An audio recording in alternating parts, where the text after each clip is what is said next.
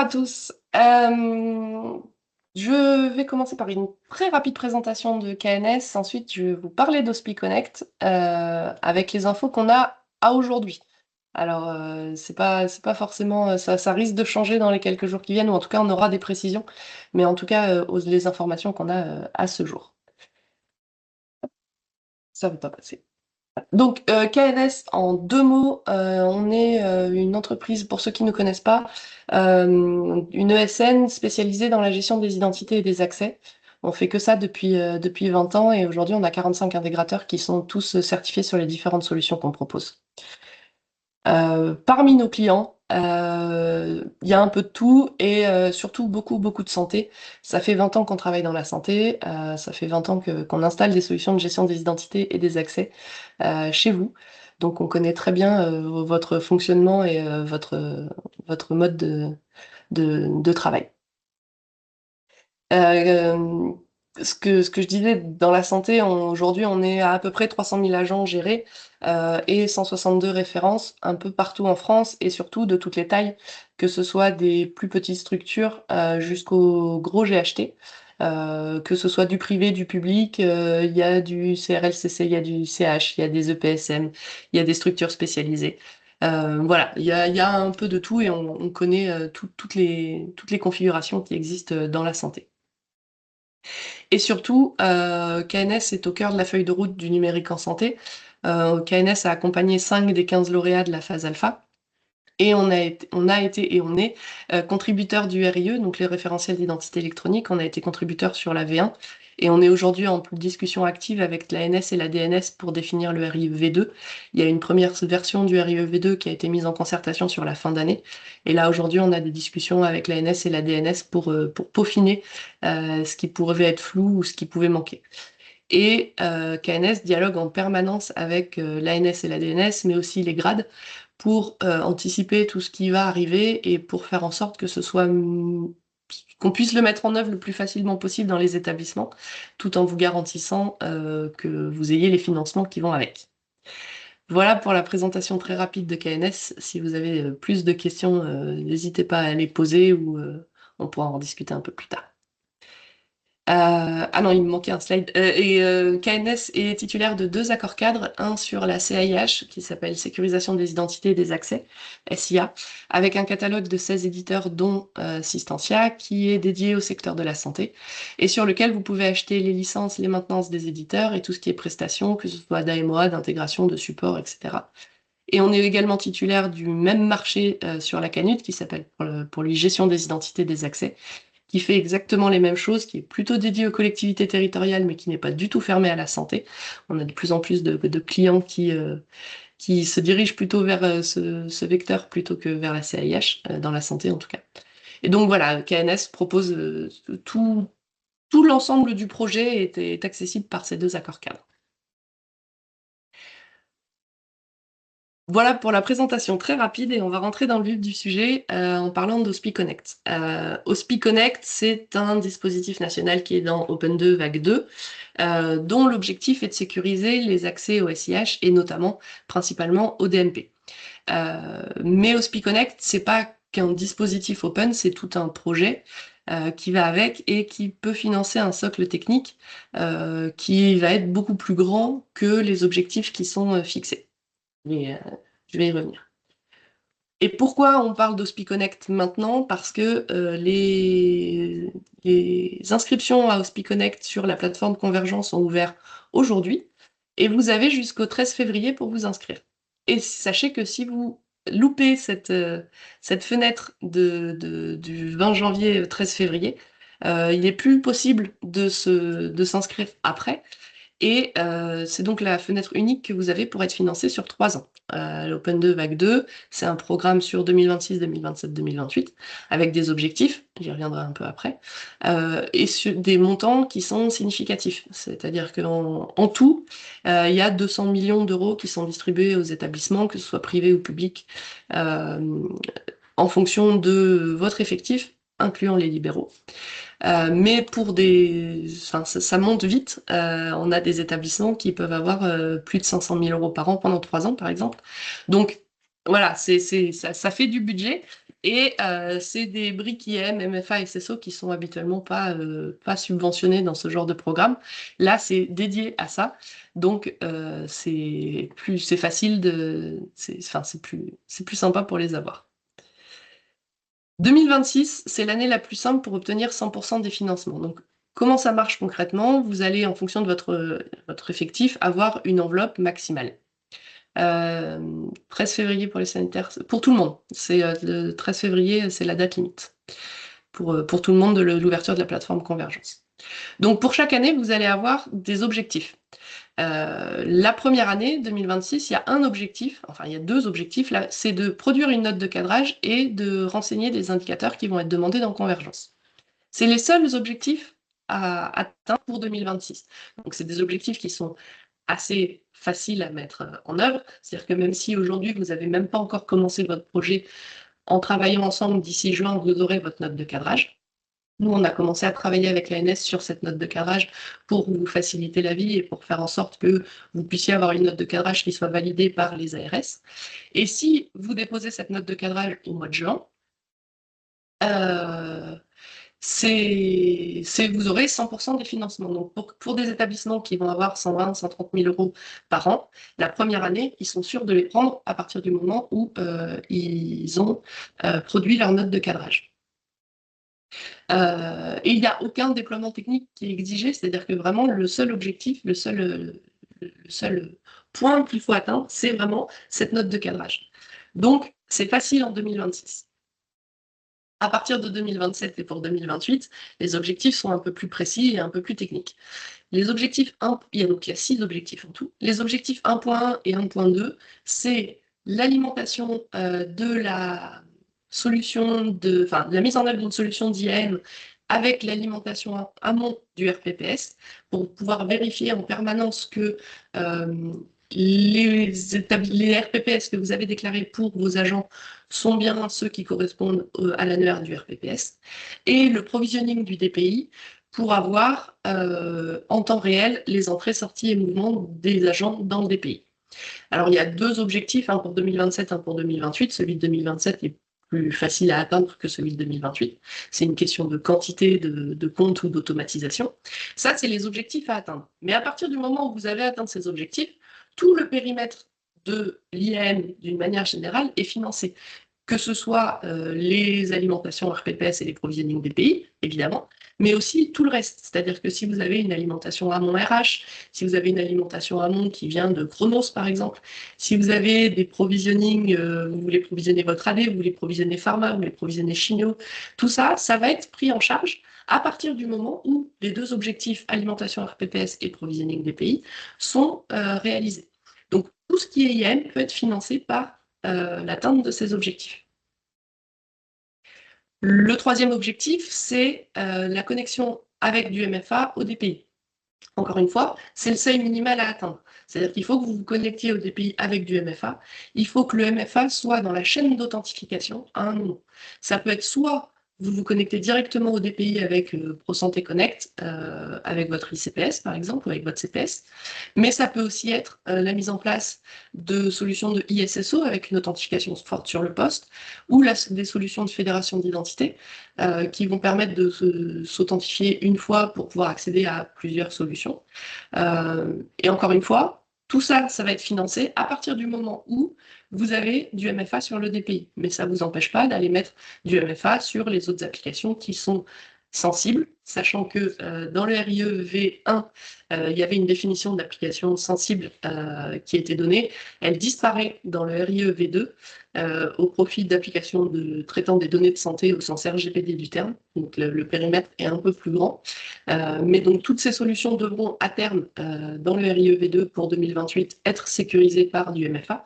Donc c'est finançable aussi à partir du moment où le DPI est accessible avec du MFA.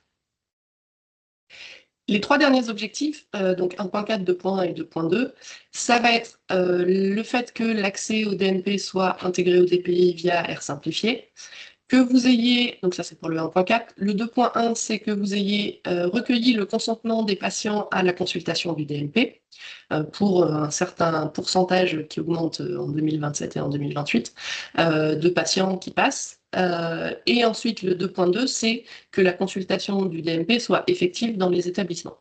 Ça va être plutôt des objectifs qui vont être soit liés à la solution de DPI, soit des objectifs plutôt organisationnels chez vous, c'est-à-dire s'organiser pour recueillir le consentement à la consultation du DMP, et qui vous permettent en fait d'avoir plus de financement.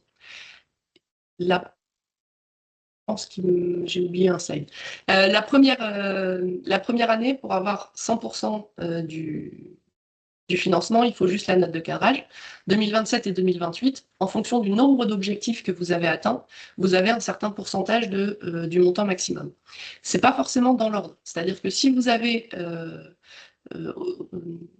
atteint les objectifs 1.4, 2.1, 2.2 et le 1.1, donc l'alimentation RPPS, enfin l'alimentation amont de votre solution d'IM avec le RPPS, vous obtenez un certain pourcentage. Si vous en faites un de plus, vous obtenez un peu plus. Il faut avoir atteint les 6 objectifs pour avoir 100%. Mais donc, vous avez quand même des objectifs à atteindre en 2027 et en 2028, là où en 2026, vous êtes sûr de prendre le financement avec la note de cadrage, vous êtes sûr de prendre les 100%. Le planning, concrètement, le premier semestre 2026 va être assez chargé.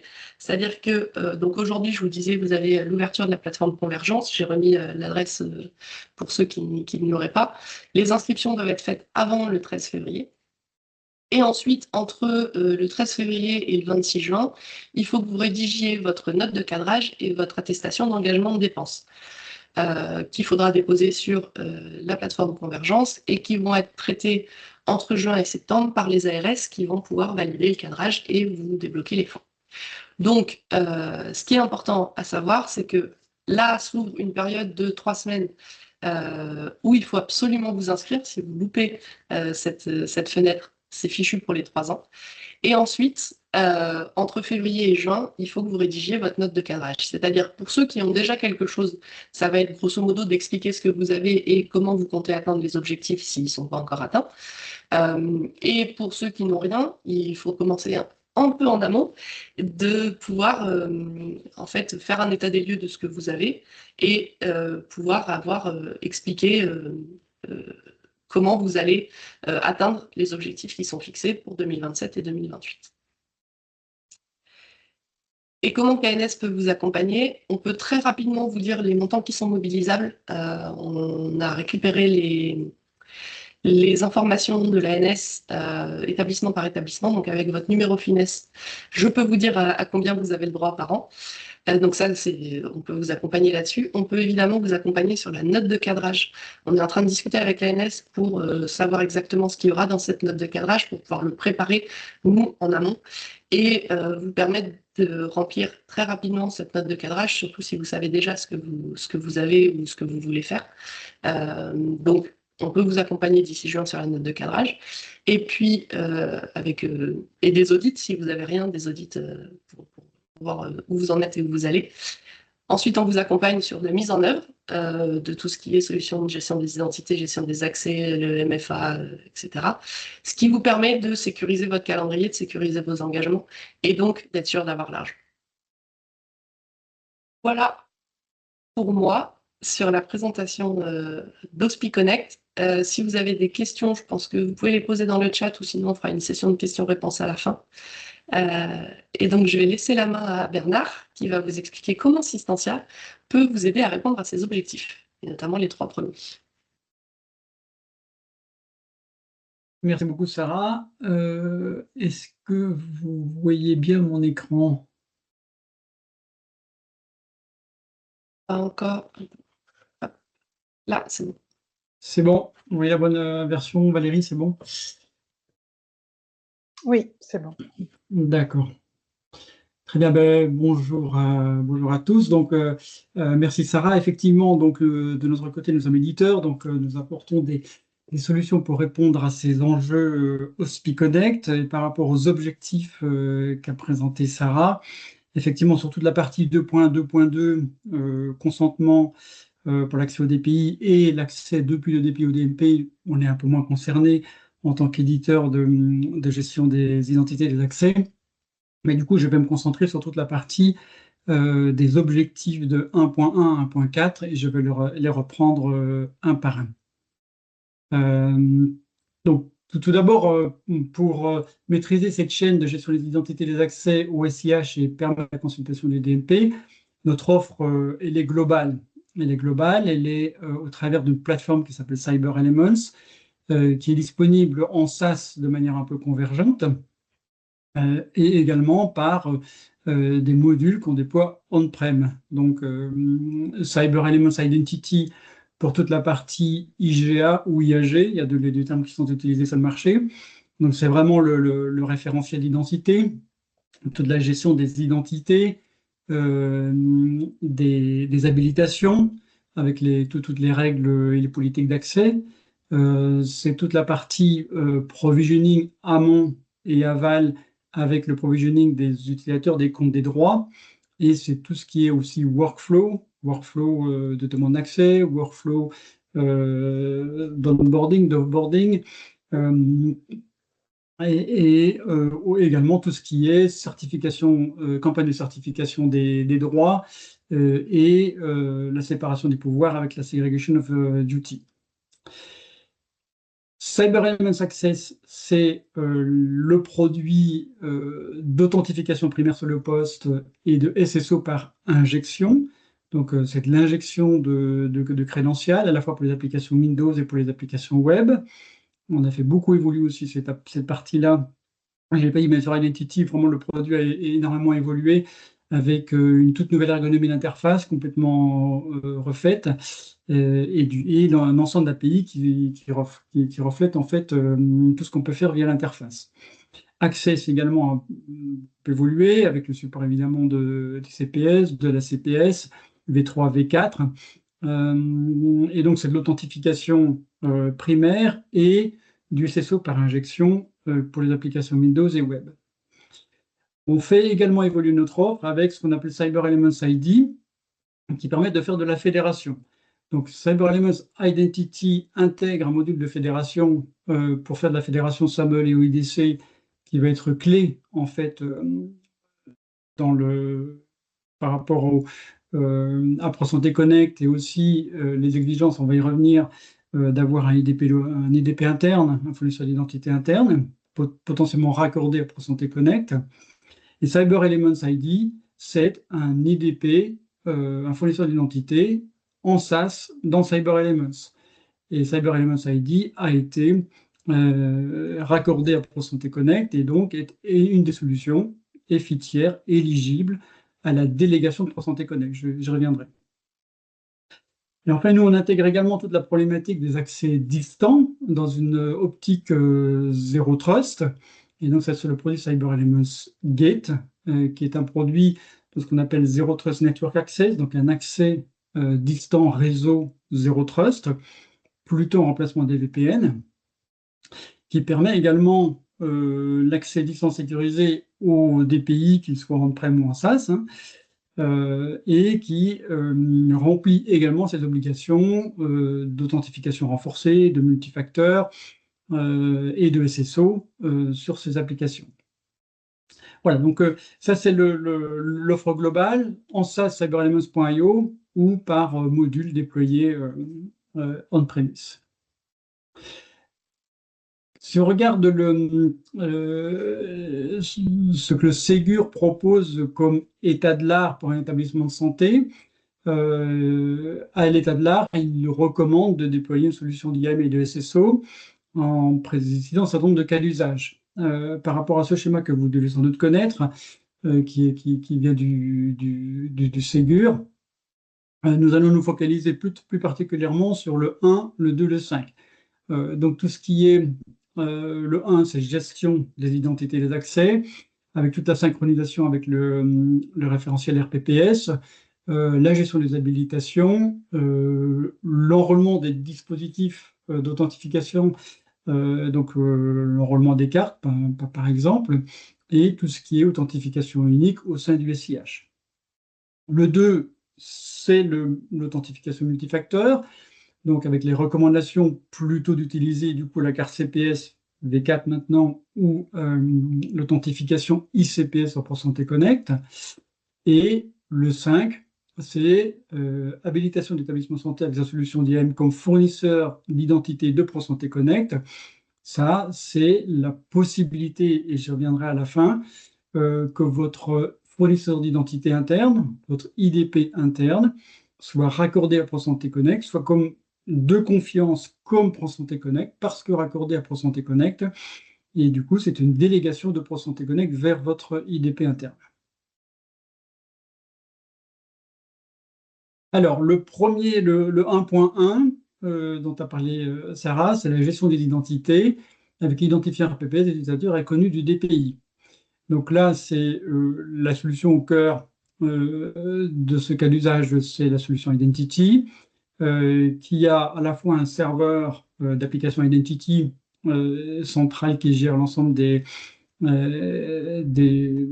habilitations, des identités et des habilitations, et un composant qui s'appelle Systems Identity Provisioning, pour le provisioning à la fois amont et aval. Donc, là, on va utiliser un connecteur qui est le connecteur pour santé identité, donc qui est le connecteur vers le référentiel RPPS via l'API de ce référentiel.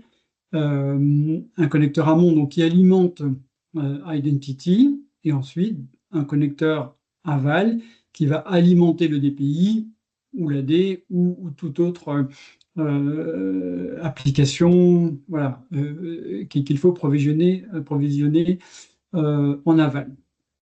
Donc, voilà, c'est cette chaîne de provisioning depuis ProSanté Identité, le RPPS et le DPI.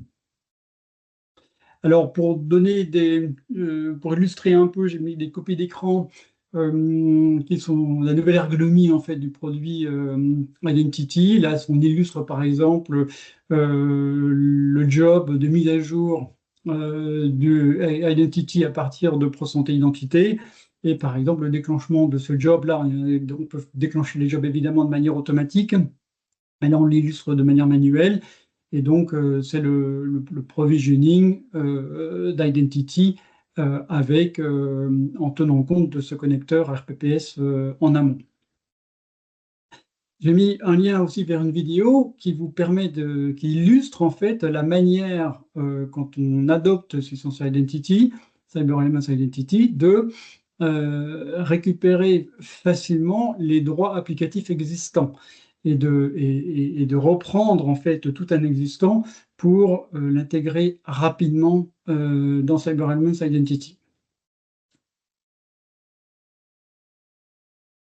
Le deuxième, le 1.2, le deuxième objectif, c'est la gestion des comptes. Et les permissions d'accès au DPI sont mises à jour lors des mouvements de personnel.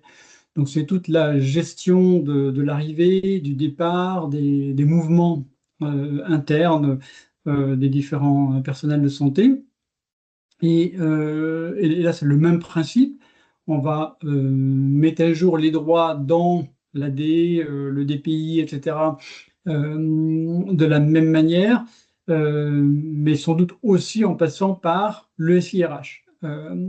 Et du coup, en amont, on aura deux sources autoritaires. On a une source autoritaire qui est le RPPS et une source autoritaire qui est le SIRH, sachant que en général, sur l'identité pour un même attribut, il n'y aura qu'une source autoritaire. Donc, il faudra bien définir ça en amont, et c'est là que KNS peut aussi aider dans ces sujets.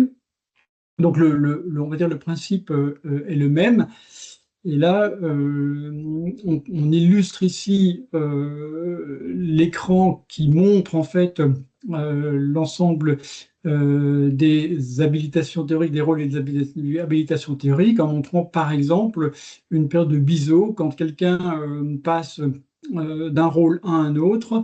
La petite horloge qui est indiquée dans la date d'attribution indique en fait une période pendant laquelle elle a encore peut-être des droits de son ancien poste et elle démarre des droits de son nouveau poste. Donc il y a une période de biseau. Et vous verrez aussi dans cet écran à droite, par exemple, où on a maintenant séparé tout ce qui est rôle et habilitation. Donc on gère des rôles et des habilitations attachées à un rôle. Et on a séparé aussi toute la gestion des comptes dans un écran séparé. J'indique aussi ici, parce que c'est quelque chose qui est lié en fait à cette gestion des habilitations et cette gestion de mutation de personnel, etc. Toutes les campagnes de certification, on a énormément fait évoluer aussi cette partie du produit. Là, vous avez un écran, par exemple, de validation par un validateur de, donc de certification de droit sur une application. Donc voilà, les campagnes de certification peuvent être abordées de différentes manières. On propose en fait différentes manières de saisir les validations et c'est quelque chose qui a été beaucoup renouvelé récemment.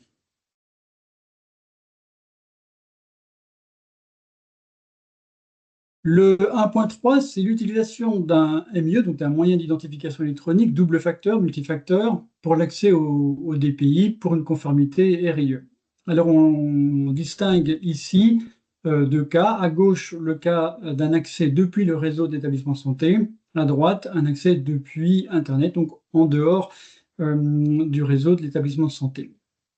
Donc, depuis le réseau d'établissement de santé, je m'authentifie sur le poste avec Cyber Elements Access. Je m'identifie par exemple avec la carte CPS V3, V4 ou avec en ICPS ou avec un moyen, un MIE homologué, si c'est une autre carte par exemple qui a été retenue.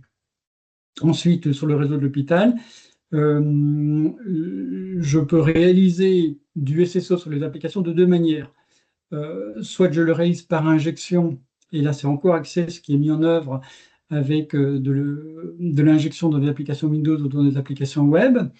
On a fait évoluer significativement les deux, à la fois l'injection des applications Windows et l'injection des applications web, et notamment dans les applications web, on a maintenant une capacité en fait à gérer, à enrôler en fait les applications de manière extrêmement rapide, avec donc en faisant du SSO web par plugin navigateur avec le coffre-fort d'Access en côté serveur. Donc par rapport à un qui passe, dans ce cas-ci, le coffre-fort est côté serveur et pas côté client. Euh, le SSO sur les applications web peut procéder par fédération. Dans ce cas-là, c'est un fournisseur d'identité. C'est la partie Cyber Elements ID ou la brique de fédération d'identity qui peut être mise en œuvre. Et dans ce cas-là, c'est du SSO par fédération, par SAML ou OIDC. OIDC est préféré dans le monde de la santé parce que ProSanté Connect supporte OIDC. Et du coup, c'est mieux d'avoir un seul protocole. Et cela, du coup, génère de nouveaux cas d'usage, parce qu'on peut tenir compte de l'authentification primaire qui a eu lieu préalablement sur le poste. Et c'est pour ça qu'il faut une interaction, un échange, en fait, entre la solution d'authentification sur le poste, qui Access, et la solution de fédération, qui peut être Cyber Elements ID, Identity ou une autre solution de fédération.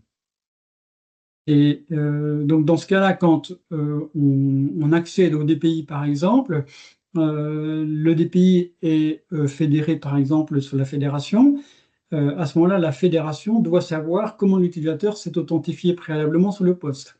Et c'est là qu'il faut une interaction entre Access et cette fédération pour qu'Access transmette à la fédération la manière dont l'utilisateur s'est authentifié sur le poste, de manière forte ou pas, et en fonction de ça, octroyer ou pas l'accès au DPI, puisque l'accès au DPI requiert du multifacteur. Donc voilà, ça c'est un cas d'usage un peu nouveau, où quand on procède par fédération, il faut une interaction entre Access et la fédération pour que la fédération sache comment l'utilisateur s'est authentifié préalablement sur le poste. À droite, on est dans un schéma d'accès distance sécurisé, donc dans un schéma que nous proposons, nous, Zero Trust, qui est assez différent en fait de l'approche VPN. Et dans un approche VPN, on est plutôt dans le schéma de gauche. Et donc, dans un accès distance sécurisé Zero Trust, qui est basé du coup sur CyberElements.io en SaaS ou CyberElements Gate ou CyberElements Cleanroom pour les accès à privilèges par exemple. On aura depuis le portail CyberElements une authentification primaire sur le portail, soit en CPS, soit en ICPS. Donc les deux sont supportés. CPS v3, v4 ou ICPS, avec donc une interaction, une authentification sur ProSanté Connect depuis le portail CyberElements. Et à partir de ce moment-là, les règles Zero Trust d'accès sont appliquées. La différence avec des règles d'accès, en fait, elles viennent complémenter les règles d'accès d'Identity parce qu'elles tiennent compte de l'accès temps réel, par exemple en tenant compte du contexte de l'utilisateur, le contexte de son poste, de son navigateur, de son système d'exploitation, etc. Donc ça rajoute des éléments contextuels de sécurisation d'un accès au moment de l'accès. Donc il y a à la fois le MFA renforcé, on peut augmenter encore l'authentification sur CyberElements par un accès distant au-delà d'ICPS ou de la CPS, on peut rajouter d'autres facteurs et on a un CSO Zero Trust qui se joue et c'est la même technologie de plugin web et exploitant le coffre-fort côté serveur qui est utilisé également dans ce contexte. Donc, dans CyberElements, vous avez un SSO, y compris un SSO par injection qui est Zero Trust.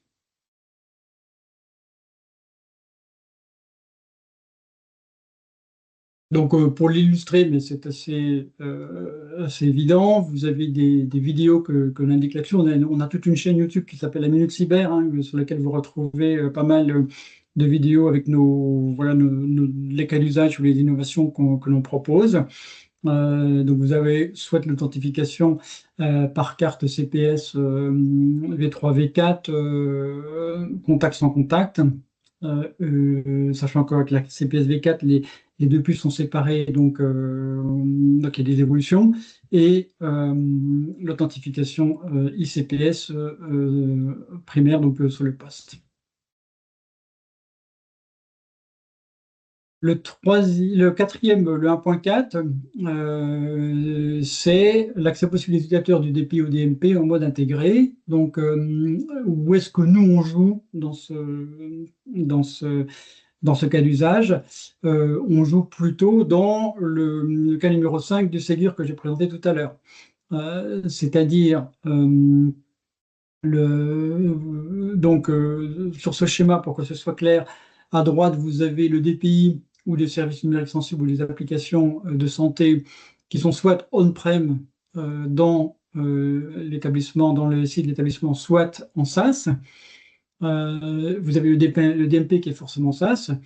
Et vous avez le fournisseur d'identité, donc soit le fournisseur d'identité externe qui est ProSanté Connect et avec lequel les applications interagissent en OIDC, donc les applications peuvent être directement fédérées sur ProSanté Connect, et évidemment que les applications SaaS Santé Nationale, DMP, Dreambox, etc. sont fédérées sur ProSanté Connect. Et puis vous avez un IDP interne qui peut être, lui, soit on-premise, et donc là, c'est le module fédération de CyberElements Identity, soit CyberElements ID en SaaS. Donc, c'est un IDP interne, c'est votre IDP interne qui est comme un tenant de CyberElements en SaaS. Et donc là, il y a une procédure de raccordement qui est prévu donc par l'ANS, de raccordement de votre IDP interne à ProSanté Connect, de manière à ce que votre IDP interne, qu'il soit en SaaS ou on-prem, soit considéré de même niveau de confiance que ProSanté Connect. Donc c'est comme si c'était ProSanté Connect, et donc il y a une délégation de ProSanté Connect vers cet IDP interne. Et donc, cette procédure de raccordement amène en fait à créer un nouvel identifiant qui s'appelle le KCIDP int, qui est connu du coup de ProSanté Connect, qui chaque fois qu'il reçoit une demande d'authentification venant de votre établissement, la redirige vers l'IDP interne, qui soit en SaaS ou on-prem, pour que tout soit finalement converge vers votre IDP interne. Donc, ça permet plusieurs cas d'usage. Il y a des applications qui peuvent être fédérées sur votre IDP interne, qu'ils soient on-prem ou SaaS. Il y a des applications qui peuvent être fédérées directement sur ProSanté Connect. La technologie permet aussi de faire du brokering, c'est-à-dire de tout faire fédérer sur un IDP interne qui joue le rôle de courtier, de broker, pour aussi permettre une authentification, par exemple, sur ProSanté Connect. Donc, il y a de multiples cas d'usage possibles, mais le plus simple, ou en tout cas la cible telle qu'elle était définie en cible 3 dans la phase alpha d'Ospi Connect, c'est de fédérer sur ProSanté Connect et de déléguer ProSanté Connect à un IDP local où vous pouvez, du coup, toute l'authentification du coup se passe sur votre IDP local. Donc, CyberElements fait partie des solutions éligibles pour la délégation à ProSanté Connect. Donc là, je vous ai mis le lien qui liste l'ensemble des applications des fournisseurs éligibles. Donc, nous sommes éligibles, CyberElements ID est éligible à la délégation de ProSanté Connect. Et voilà, pour montrer des copies d'écran des tests qui ont été réalisés avec ProSanté Connect. Ici, on a fait le test avec un moyen d'authentification basé sur FIDO, par exemple. Donc c'est pour ça que vous avez une clé d'accès, une validation avec une clé d'accès qui est indiquée ici. Donc ça veut dire quoi? Ça veut dire vous fédérez votre application sur ProSanté Connect. ProSanté Connect vous redirige sur CyberElements, vous authentifiez sur CyberElements en CPS, en FIDO, etc. Et ensuite, vous avez accès à vos applications enfin, vous authentifiez sur CyberElements ID. En bas à droite de l'écran, vous voyez qu'on a utilisé notre cassé IDP int CyberElements pour les tests. Hein. Ce n'est pas un cassé IDP int d'un établissement de santé, c'est le nôtre en vue des tests. Donc voilà, ça illustre cette délégation de fournisseurs d'identité de ProSanté Connect à votre fournisseur d'identité local.